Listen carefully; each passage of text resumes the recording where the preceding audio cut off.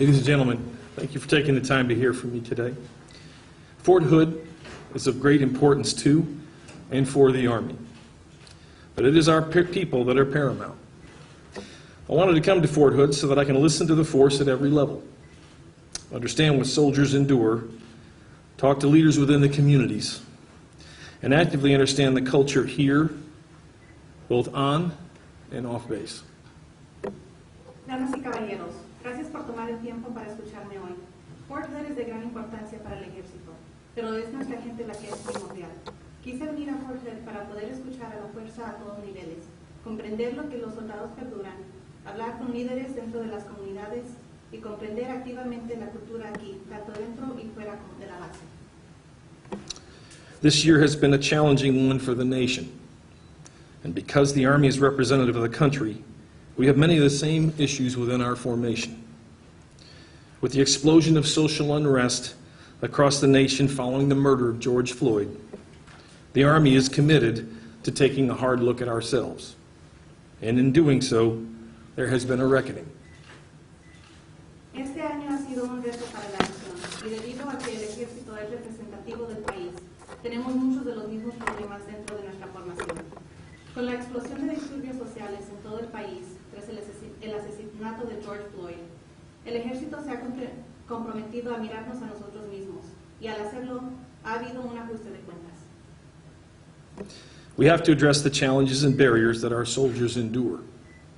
The murder of Specialist Vanessa has become a catalyst highlighting sexual harassment and sexual assault within the military. The loss of Vanessa has been felt in our formations, particularly here and across the nation. I can personally attest to these conversations.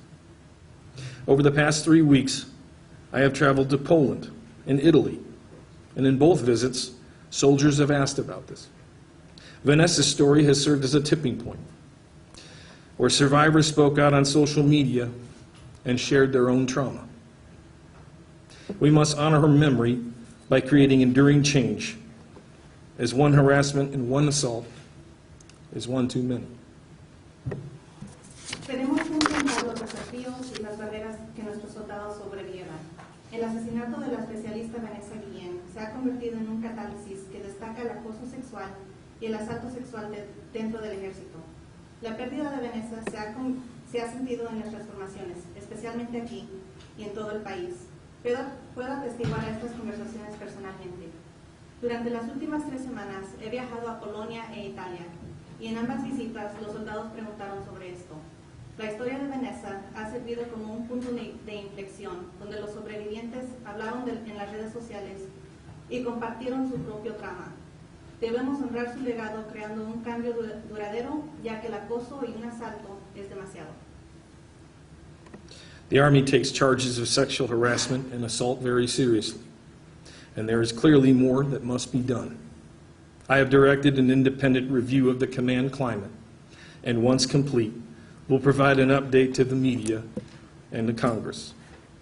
Ultimately, the results, findings, and recommendations will fuel an implementation team chaired by the Undersecretary of the Army and the Vice Chief of Staff of the Army. El ejército toma los cargos de acoso sexual y de asalto muy en serio, y claramente hay más por hacer. He dirigido una revisión independiente del clima del comando y, una vez completada, proporcionaré una actualización a los medios y al Congreso. En definitiva, los resultados, hallazgos y recomendaciones impulsarán un equipo de implementación presidido por el subsecretario del Ejército y el vicejefe del Estado Mayor del Ejército. In addition, we are rolling out Project Inclusion to address behaviors that tear at the fabric of our force, issues such as a lack of diversity, discrimination, sexual harassment, sexual assault, and suicides. Además, estamos implementando el proyecto de inclusión para enfrentar a los comportamientos que desgarran el tejido de nuestra fuerza, temas como la falta de diversidad, la discriminación, el acoso sexual, el asalto sexual y suicidios. With that, I'll be happy to take your questions. All right, first question will go to Rose Bader, Sergeant Strike. Yes, sir. Thank you for taking the time to come down to Texas. question relates to looking into the unit specifically. I know from the outside looking in, there's been some instances where it seems like leadership maybe was negligent or didn't get the job done as far, even as early back as when Vanessa first went missing, all the way to Specialist Robinson being able to escape from barracks confinement. So I'm wondering what does it look like as you look into that unit, and could we see someone maybe get relieved or something like that? So we have a series of investigations, obviously the criminal investigation related to the specific individuals that conspired for the murder or helped to cover up the murder. So that's being handled by the Assistant U.S. Attorney here in Texas. We have a 15-6 investigation into the unit, as well as an independent review that will be coming down to Fort Hood at the end of this month. So we'll have to do a lot of coordination on the findings related to these reviews, and then once that information comes back, make determinations of appropriate levels of accountability. Okay, and I just want to confirm in my follow-up, the 15-6, is that looking just at sexual harassment within 3rd CR, or is that also looking into sort of negligence as letting something like this continue or happen in the unit? I believe the 15-6 is specifically into the issue of for Vanessa, for her murder, and then so they'll find out specifics related to her. That the command climate review that I referenced, that I instructed, the independent review, will come down and look also at the command climate installation. So is there a sexual harassment type of toxic environment that exists that can help us better understand more broadly? Is it 3rd ACR? Is it larger? Is it the entire installation? Anything you want to add, General? So just as we're not talking past each other, the 15-6 investigation into sexual harassment is looking at reports of harassment that were discovered as part of the investigation into Specialist Guillen's murder. Okay. I think that clears it up. Okay.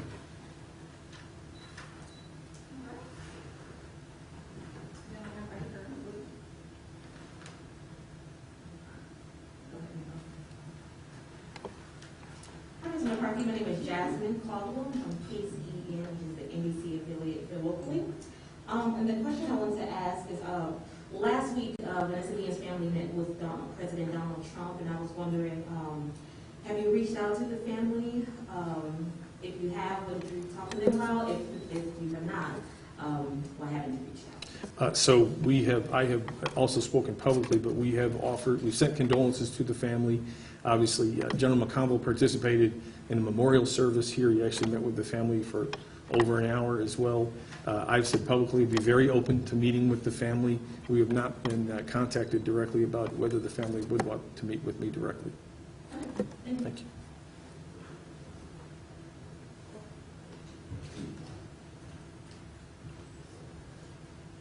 Secretary McCarthy, how are you? Brandon Hamilton, at KWTX is in the CBS affiliate here.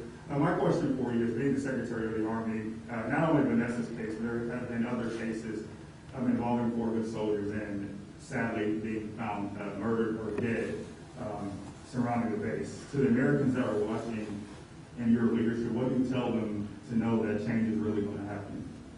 So I've met over the last 24 hours with soldiers at every echelon, private first classes all the way to the general officers, and told them that we're sending down an independent group of investigators to understand the root causes associated with the rise of felonies, violent acts, to better understand why this is happening at this installation. The numbers are high here. They are the highest in most cases for sexual assault and harassment and murders for our entire formation, U.S. Army. So we are getting an outside look to help us to get to those root causes and understand that so that we can make those changes. And the point of emphasis being that we're going to put every resource and all of the energy we can of this entire institution behind fixing these problems. And a follow-up, in terms of Vanessa's case, how do you change a culture that, as we learned to know, she was allegedly murdered on base and what transpired? How do you change that culture? I'm markedly disappointed and saddened by that. One of our own killing a teammate. And, it takes a shot at the system, and it rattles the system of the trust that you have to have in this profession because of just how hard it is and what we do around the world.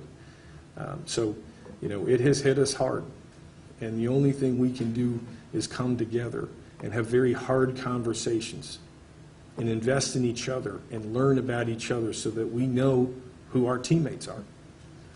I mean, I did 9 sessions in the last 24 hours, just for hours, talking to soldiers. I'm from Chicago. This is where I grew up, my family, and just doing more of that. And I think for us, knowing each other better and improving upon the type of teammates that we are for the climate that we want and who we need to be. These are very difficult things. At times, there are people from, we are the Army, we're a reflection of the country. And at times, some people infiltrate our ranks. We got to find them, we got to root them out. Thank you.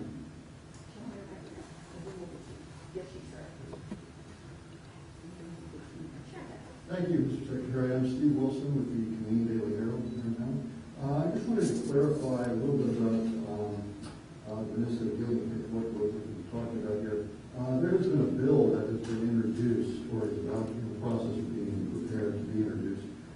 I am Vanessa Gillian bill, and I was just wondering, do you support that bill specifically? Have you been in touch with So we are in constant communication with the committees of jurisdiction, and as they go through the National Defense Authorization Act, which we do every year, which lays out the authorities for the Department of Defense. So when they bring up amendments like this to add to the bill, we communicate with the committee to best understand the intent of that language and also how to implement. So we are in conversations right now.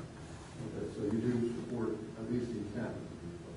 We have to really understand the clarity behind the language so that we know that we can implement it and that it'll work in our formations. Okay. All right, thanks very much. Sure.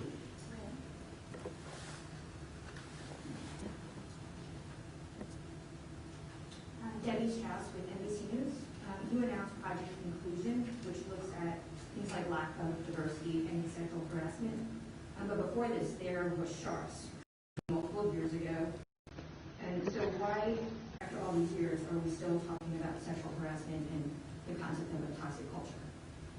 So the SHARP program, the Project Inclusion encompasses a lot of other things as well. With sexual harassment and sexual assault, it has been a challenge for the whole country as well as the U.S. Army. And a lot of that is just the consistency of meeting and having the conversations like the ones we've had over the last 24 hours. They're hard, they're uncomfortable, but it's a way for us to continue to learn about each other and realize that an act like that is like committing a fratricide within your own formation, of hurting a teammate. And so it's that consistency in sustaining these conversations. At times they ebb and flow, so we have to have the discipline to do that every day. So where do you go from here after having these conversations? The conversations don't end. We have to keep doing them with the types of consistency, making that investment of time. The independent review will also help us at root causes specifically to this installation related to that issue. So we have to continue to learn, but we have to continue to make the investment of our time to sit across from teammates and have very hard conversations. Would you consider rooting out members of this installation? Could you be more specific? If you find that there are systemic issues here after these conversations? If the conclusions are such that point to leaders or individuals in particular, of course, we would take the appropriate accountability. Thank you.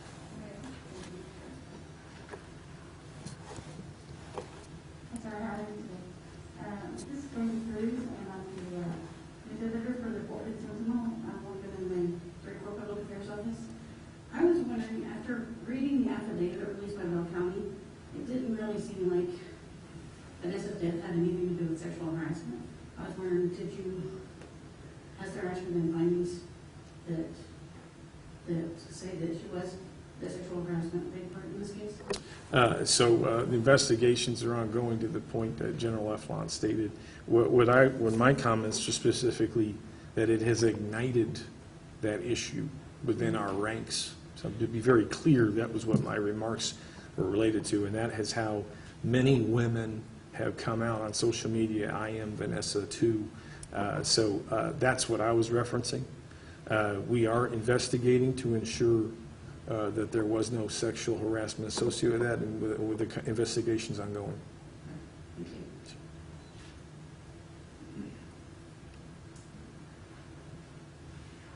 Secretary Noel Mendoza with Fox 44. A lot of people are heartbroken, calling for justice and demanding Fort Hood be shut down. How do you respond to those calls?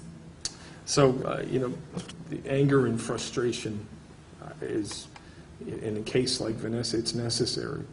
I'm angry, I'm frustrated, I'm disappointed. We're heartbroken.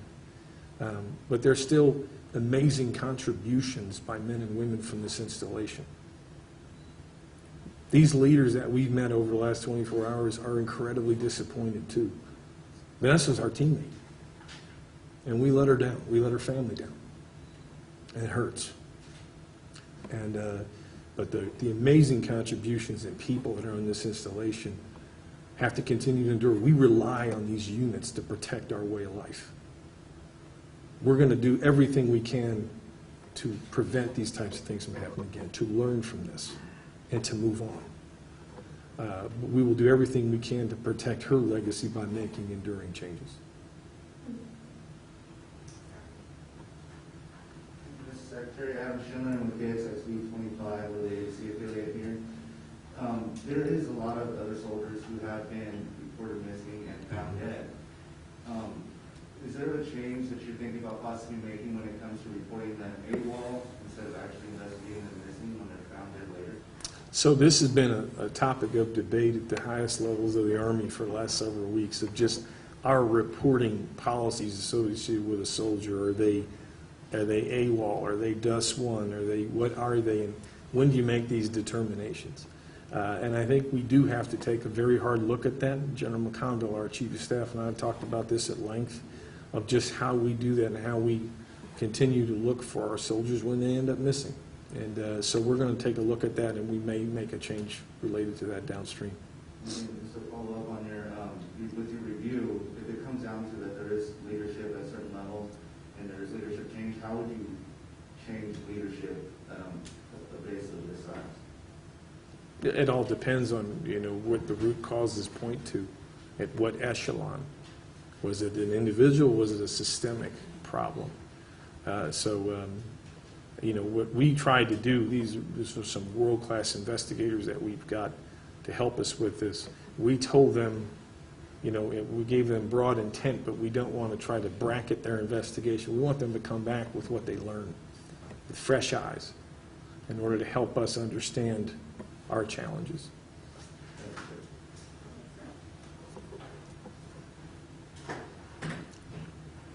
Chris Cohen from ABC News. I was just wondering if you had any details about how Specialist Robinson was able to leave the post and obtain a firearm in the hours before his death. Do you have any specifics on that? Or this is under investigation, but do we have? It's under investigation. Okay, sir. so we'll be able to relay those facts once the investigation concludes. Okay, and then similarly, if there was any information about whether he was under suicide watch or any other kind of formal observation before he was removed from the post. You mean medical supervision? Well, just if I know he was confined to his barracks, from what I understand, but I don't know if there was an additional level of observation to make sure he was. Issues related to the lead up to his death, we'll be able to report that out once the investigations are complete. He was not, for clarity, he was not under arrest at the point that he fled the barracks. Okay.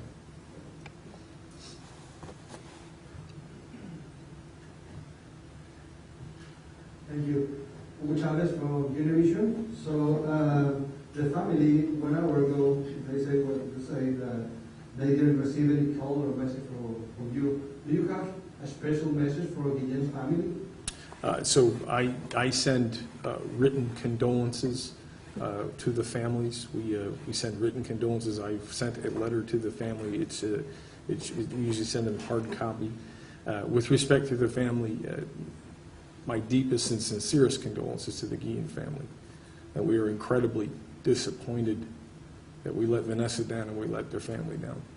And that we vow for the rest of our time in service in our life to prevent these types of acts and to find out how we could prevent them in the future so that it never happens again. Actually, the family said tomorrow is going to be here in front of 4 p.m. every Friday. So are you going to be here? I was flying back this evening to the Pentagon because I have meetings tomorrow with the Secretary of Defense, but I can look at my schedule to see if we could accommodate that. Thank you. Thank you, Secretary. Eric Franklin, KWTX. As a veteran myself, I know that speaking with officers sometimes is hard. Did you get the desired result from speaking with the PRC, as you said earlier, that you wanted, or was it were they trying to tell you what you wanted to hear? No, I think the conversations were incredibly candid, as they often are with soldiers, and talking about issues that we have and how do we address them together, how do we perform better. So I always learn whenever I have these opportunities. Excuse me. And so it's a great opportunity anytime I get out of the Pentagon and get down to units and have these types of discussions. Thank you. Thank you. Hello, sir. Joel Lopez at 25 News, ABC affiliate here. A lot of soldiers, families fear retaliation, especially during times like these. How is it you've been able to, the people you've communicated with on base, on post, how do you know that they're actually giving you the genuine answer and not just maybe people who are giving you kind of what you want to know? How are you reaching out to the people who do fear retaliation and getting their genuine concern? So, I meet with them and I'll be in there by myself, or I'll have somebody from my staff that's like a requisite grade. So that's how I kind of shape or frame the meetings. We make sure that they understand none of these things will be attributed to them directly by name. And I just talk to them about who I am, where I grew up, and I try to emphasize to them, I'm a person, I'm a human being just like you. And if you don't tell me about the challenges you face, there's no way to fix them, no way to address them to try to make them better. So to just try to make them feel comfortable in the discussion. It's not formal. We just kind of sit around a table and have a conversation. Usually try to do it over a meal because people relax a little bit and they'll open themselves up and try to trust each other. We don't want the fear of retaliation. It's horrible. We don't want that. But in order to do that, you just have to be willing to invest the time, hours and hours of your day to do that. So how are you finding these people? Do you have a list that you kind of go down, or are you on your own walking around? So my staff will tell them kind of the grades that we're looking for, the skill sets, and try to go between various units. So we just try to be as random as we can in the way we find the men and women to have these discussions, because we don't want some prepared kind of event. We just want to have what's on your mind. Ladies and gentlemen, we have time for one more question. Are there any more questions? Okay, last question, sir. Hi, I'm Rocky Bridges from KCN News. We'd like to know if the president has spoken with you after he's spoken with the family. No, I got feedback from the meeting from Secretary of Defense, my boss, Dr. Mark Esper, that directly related to the discussion. He had offered his condolences, and he vowed to put every resource at his disposal to help address these types of challenges, whether that's law enforcement or within the Department of Defense. And I believe he offered to even pay for the funeral himself. But he had about a 15-minute discussion with the Guillen family. Thanks. Thank you for coming today.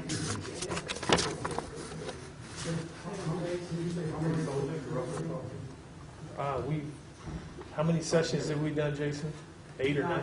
We've done 9 sessions. There's roughly 10 to 12 soldiers per session. We've also met with two civic leader engagements as well as political leaders. So, and I've got about 2 more to go before I try to head back to Washington. But one of the things